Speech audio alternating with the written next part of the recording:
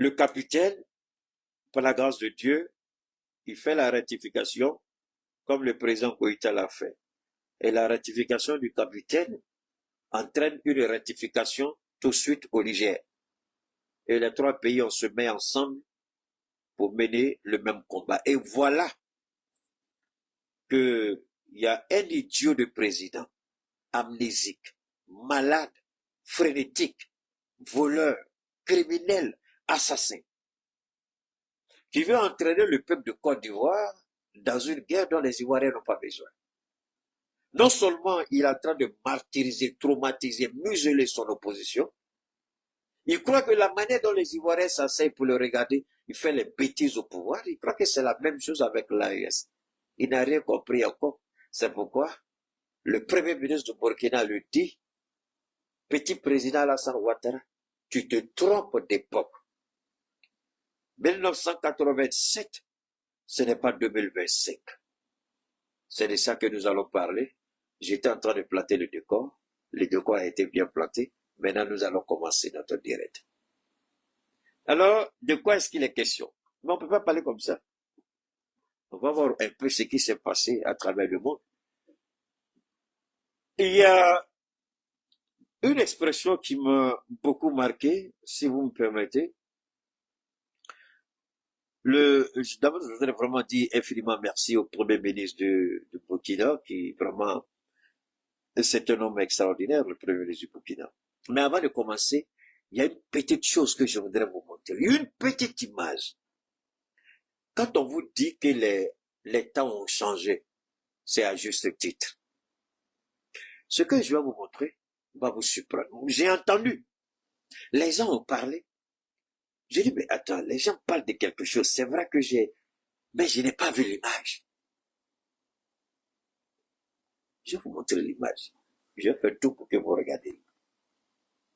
Negotiators from Ukraine are in the United States trying to iron out the details of a rare earth minerals agreement between the two countries. North American correspondent Cayman Gok joins us. Good morning to you. How close are they to actually getting this deal signed? Good morning.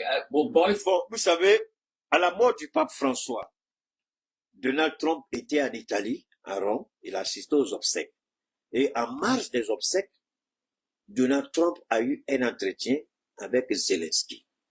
Mais au moment où Trump devait parler avec Zelensky, il y a un invité surprise qui s'est présenté. Non invité, il voulait absolument prendre part. Merci. Il voulait absolument prendre part à l'entretien que Trump voulait avoir avec Zelensky. Imaginez qui?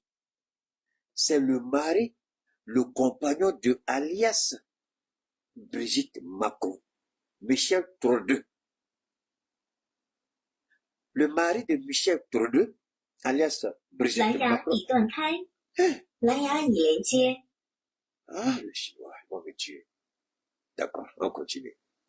Il dit, mais participer. Trump dit, ce qui va m'intéresser, c'est la discussion qu'il a eue avec Trump. Trump dit, non, non. Et ça, la presse française a caché. C'est ça qui me tue en Afrique. Nos petits journalistes, vraiment, bon, on a qu'à les laisser ça quand il dit. Ready to sign this deal. In fact, Ukrainian officials say they want this arrangement signed in the next 24 hours. But the same could have been said for when Ukraine's leader, Volodymyr Zelensky, flew to the White House to sign this same deal, and things spectacularly fell apart and did not go as planned. Now, what this deal means is that the US could access Ukraine's natural resources, its minerals, and its sea. Permettez-moi, je vais vous montrer bien. Bon, alors, vous voyez ici, je vais couper le son. D'accord? Voilà. Vous voyez ici Trump, voilà. Trump et Zelensky, voilà. Vous voyez, non? Voilà. Voilà. Et voilà Emmanuel Macron, qui veut absolument participer au deal. Et Trump dit, non, non, non, tu participes pas. Je parle directement avec Zelensky, je vais pas te voir. Il voulait insister, Trump a dit, niet, Alors, vous voyez, c'est pas tout, hein. Regardez ici d'abord. Regardez, je vous ramène un peu derrière. Voilà, regarde un peu derrière ici. Voilà, regardez bien. Il y a combien de chaises là? Je vais vous montrer ça, je vais vous montrer ça en grande chose. Ici, regardez. Il y a combien de chaises? Une, deux, trois chaises. Trois chaises parce que Macron voulait absolument participer. Et Trump a dit non. Maintenant, vous voyez ici, ça c'est l'arrivée Macron, Zelensky et puis Trump. Et Macron veut absolument participer. Et Trump a dit, hé, petit, c'est sur les Africains, là, tu fais ton petit malin. Ici, là, quand moi je parle, tu parles pas. Ici, il n'y a pas ta place. Tu te dégages, tu t'assois pas. Je parle à Zelensky, je lui donne une chance de signer la paix. Il refuse. La Russie va faire de l'Ukraine une bouchée et puis ne l'ont pas intervenir. Il n'y aura plus d'armes pour l'Ukraine. Terminé. Il a le choix. Et là, l'idiot, il a été humilié. On n'a pas vu France 24 parler de ça. Mais ne demandez pas à nos journalistes d'aller chercher à comprendre ça. Ça, c'est trop leur demander. Vous voyez, quand vous êtes journaliste, vous avez le droit de regarder partout dans le monde. Vous ne regardez pas seulement sous vos pieds dans votre maison. Non. Vous avez le devoir, vous êtes allé à l'école, vous êtes payé par l'argent du contribuable. Vous avez le droit de rechercher les informations et de donner au peuple. Mais malheureusement, alors moi je voudrais demander au président Assimi Goïta, le nouveau gouvernement qui va mettre en place pour 5 ans là, c'est un gouvernement des résultats. Un ministre qui n'est pas à la hauteur comme le fait le général Tchani, il fait le point chaque 4 mois, chaque 5 mois. Un ministre qui n'est pas à la hauteur, c'est fini. Et moi je voudrais que le peuple exige du président que les ministres donnent un résultat. Les ministres travaillent pour le président, c'est vrai. Mais si les ministres ne sont pas à la hauteur, il n'y a rien ne justifie de les garder. Tel que la communication et bien d'autres ministères. Parce que moi, je voudrais bien qu'on me montre une seule action du ministère de la Communication depuis qu'il a pris fonction. Une action qui a été bénéfique et pour l'AES et pour le Mali. Moi, je n'en vois pas, je n'en connais pas. Des événements importants se passent autour du monde. On n'en parle pas. Au Mali, le gouvernement prend d'importantes décisions. On n'en parle pas. Quand ça passe dans le journal, Papa Bana, c'est fini. Alors, c'est ça là que je voulais vous montrer. Regardez les trois chaises. Et quand Trump parle, il y a un autre garde de corps qui est là, ce qu'on appelle le Secret Service. Automatiquement, voilà la suite. Alors, voilà, tu vois, il a arrêté. Emmanuel veut passer, il dit non, non, non, tu passes pas. Alors, vous pouvez voir ça ici. Je vous montre clairement là. Regardez. Il dit à Emmanuel ici, c'est pas ta place. Tu n'es pas invité. Tu n'es pas à l'ordre du jour. Alors, ça, c'est ce qu'on appelle un couac diplomatique. Ça, c'est ce qu'on appelle freiner l'arrogance. Ce président minable, il croit qu'il est au-dessus. Ah! Non, quand j'ai vu l'image là aujourd'hui, j'étais très content. J'ai dit, waouh, waouh, waouh, waouh. Mais ça, RFI, France 24, TV5, tout le monde. Mais quand vous êtes un rat des réseaux comme Keïta qui fouille partout, vous tombez sur ces choses-là. C'est cette image que je voulais vous montrer. Voilà, regardez, c'est honteux, c'est scandaleux. Regardez comme Trump l'a bloqué. Il dit non, tu passes pas. Voilà, c'est un débat, c'est un entretien entre Zelensky et moi. Toi, tu passes pas, c'est tout. Voilà, donc c'est l'image que moi je voulais vous montrer. On va maintenant continuer notre notre travail. On va continuer. Alors, maintenant on va revenir sur on va revenir ici. Rapidement, on va écouter d'abord ceci. Le Burkina, c'est pas vrai. J'ai beaucoup aimé ce jeune-là aussi. Il y a quelque chose que le jeune Ibrahim Maïga, c'est ça? Ibrahim, c'est Ibrahim, non? Ibrahim quelque chose comme ça là. Il était avec les sénateurs américains, je crois. Donne-moi une seconde, hein. Je vais vous faire voir ça. Alors, pour vous montrer une image, voilà, permettez, je mets le son ici.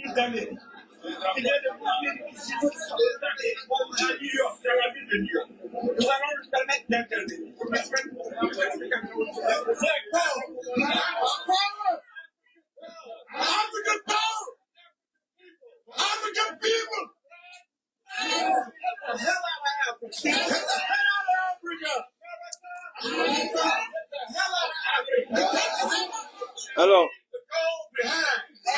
ici, j'ai beaucoup aimé le jeune Ibrahim. Il a associé des sénateurs noirs américains au combat que nous menons. Ici, quelle lecture on peut faire? Je voulais juste vous montrer l'image avant de rentrer dans le développement.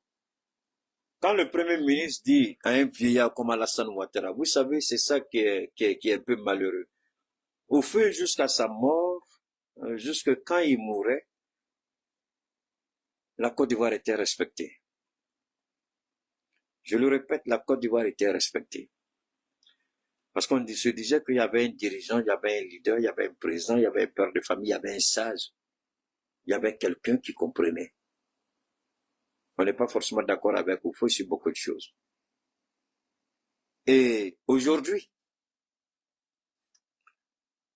la politique, il y a ce qu'on appelle le shift, c'est-à-dire le balancement. La politique est telle qu'aujourd'hui, avec les nouvelles technologies de l'information, personne n'a le monopole sur l'information. Alors que nous disons, l'information, on vous le dit toujours, l'information, ou du moins la connaissance, c'est le pouvoir. La connaissance, c'est le pouvoir. Le pouvoir de décider, le pouvoir d'agir, le pouvoir de comprendre, le pouvoir de faire ceci, le pouvoir. Mais c'est sur la base d'une connaissance rationnelle. Connaissance suppose renseignement, information, communication, tout ce que vous voulez.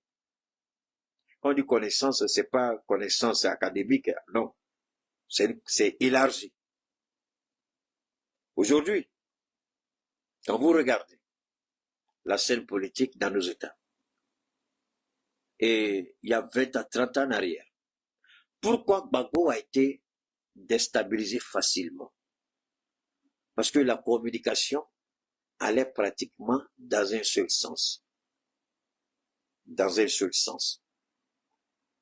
Et cette communication était orientée, pilotée, commanditée, un narratif imposé par l'Élysée et le Quai d'Orsay, le ministère des Affaires étrangères.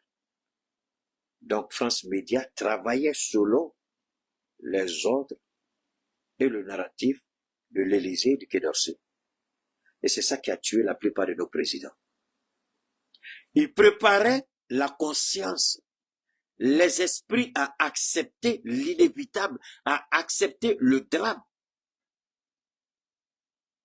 Avant de commencer à bombarder le palais présidentiel en Côte d'Ivoire, ils ont commencé à présenter Laurent Gbagbo comme le bourreau des Ivoiriens, l'homme qu'il faut tuer.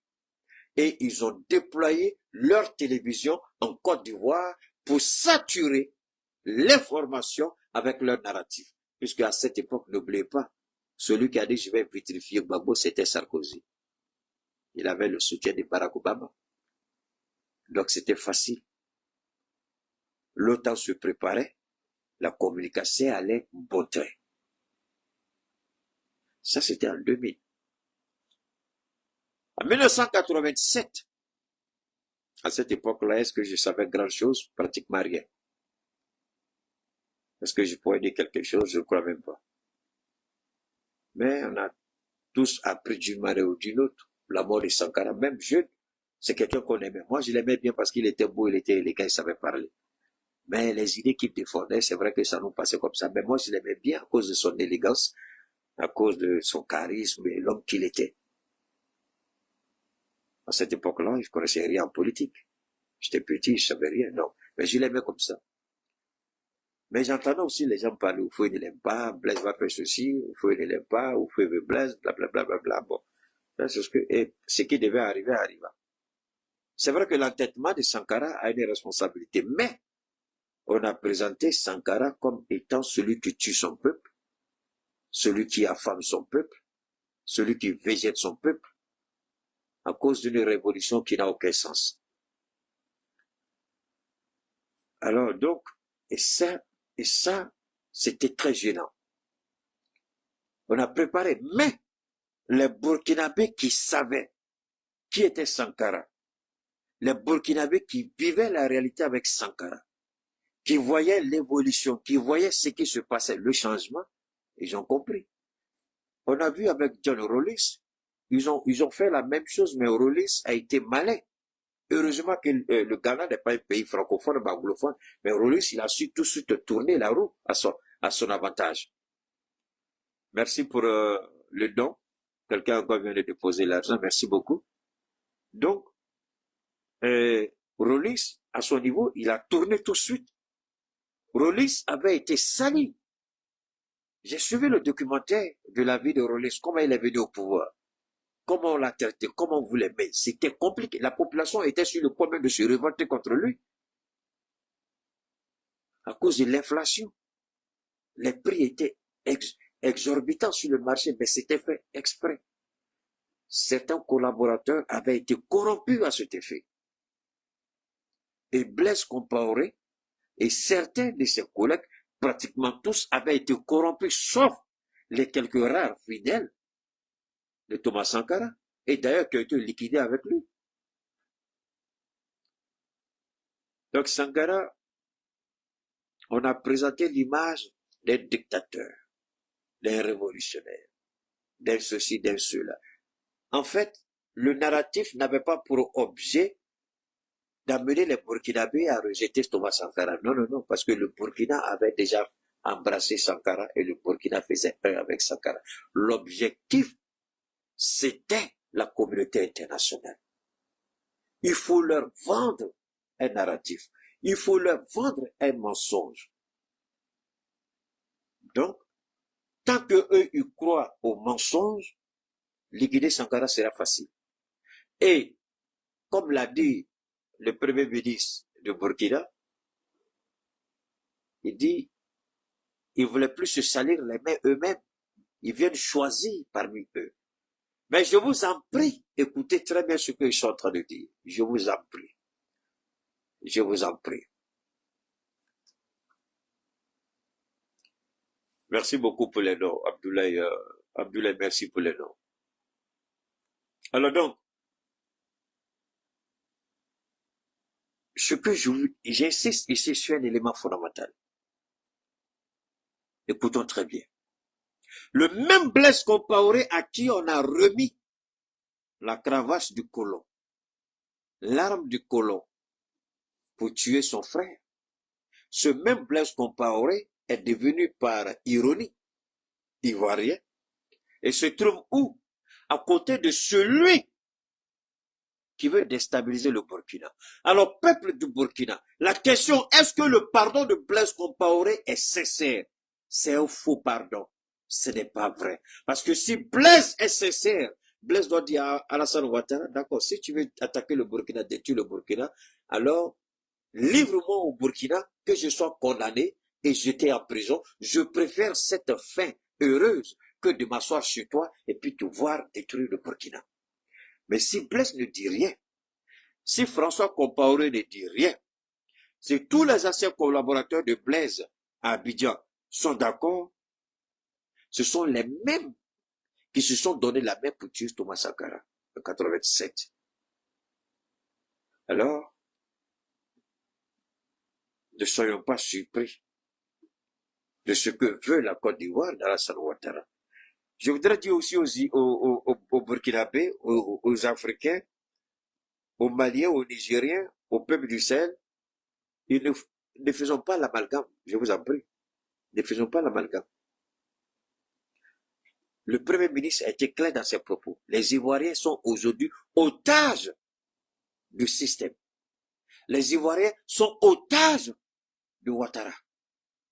Donc, les Ivoiriens ne participent en rien, en tout cas, une grande partie des Ivoiriens, pas eux tous, une grande partie des Ivoiriens ne se reconnaissent pas dans ces actions de déstabilisation du Sahel par Alassane Ouattara. Le Premier ministre l'a dit. Il ne faut pas qu'on l'oublie. Donc ne faisons pas l'amalgame. Ne croyons pas que ce sont tous les Ivoiriens. Oui, il y a des petits maudits qui ont la gueule pillante, tels que Makosso, sa gueule, on dirait bouche de porc, là. Avec sa fille, c'est Kimi qui ressemble à autre chose, là. Ces merdes-là, eux, ça, c'est leur problème. Dans tous les cas, la route tourne. On n'est pas pressé avec ces gens-là. Le bâtard, il s'est mis à gérer pour dire, demande pardon au Burkinabé parce que sa fille ne pouvait pas venir au Burkina pour vendre ses habits. Son Mali, elle est restée. Elle a pu vendre quoi, mais je ne sais même pas.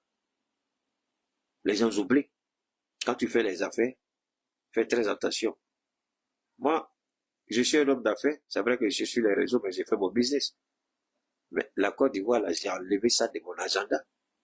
Quand je dis agenda, c'est-à-dire que je ne me permettrai même pas tant que tous ces voleurs criminels sont au pouvoir. Ça ne m'intéresse pas d'y aller. Quel que soit le désir, je ne le ferai pas. J'ai rien contre le Sénégal, mais les deux Larocques qui sont là-bas ne m'inspirent même pas confiance. Pas que j'ai perdu, ils me feront rien. Mais je n'ai pas envie d'aller là-bas parce qu'ils ne sont pas honnêtes, ils ne sont pas clairs. Quand même que le général, je ne suis pas trop d'accord avec lui, la façon dont il gère l'AS, mais ça ne me gênerait pas d'aller en Guinée parce que je n'ai pas de problème avec lui. J'apprécie le travail fantastique et comment on l'appelle, phénoménal qu'il est en train de réaliser aux choses en Guinée. Mais ici, c'est une question de conviction.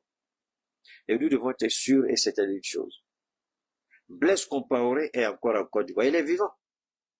Peu importe les images qu'on nous montre souvent. Il est vivant. Je n'ai pas encore entendu qu'il est mort, il est paralysé, il ne peut pas parler. Donc, tout ce que Ouattara fait, il sait. Et Ouattara travaille à l'intelligence avec l'entourage de Blaise Compaoré. Ceux-là qui espèrent un jour rentrer au Burkina et prendre les rênes du pouvoir. À défaut, détruire le Burkina et le mettre sous tutelle. Donc ça veut dire que Blaise, son pardon était un faux pardon.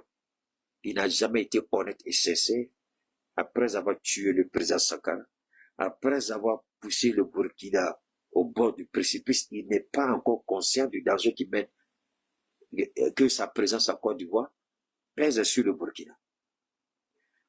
Donc, ce que je n'ai pas fini. Alors, Alassane Ouattara, il vit encore dans les nuages. Il vit dans une autre réalité. Si Ouattara était quelqu'un dont la parole ou les actions signifiaient quelque chose en réalité, si Laurent Gbagbo, qui a été accusé de tous les crimes du monde, s'il était réellement coupable de quoi que ce soit, au nom de Dieu, Gbagbo ne reviendrait, il ne serait jamais de retour en Côte d'Ivoire. Jamais. Donc, Gbagbo ne peut pas être accusé et curieusement rentre libre dans son pays. Posons-nous la question. Est-ce que les accusations étaient fondées? Sur quelle base il a été accusé?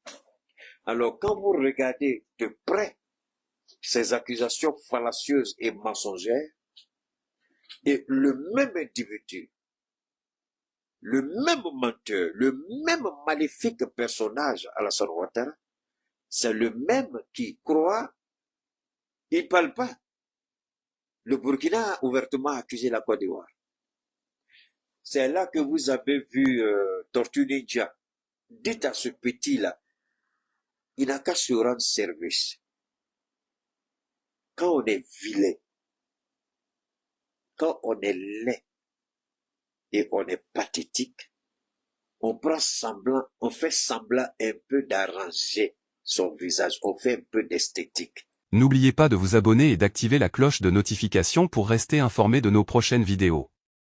Restez à l'écoute pour les développements passionnants à venir.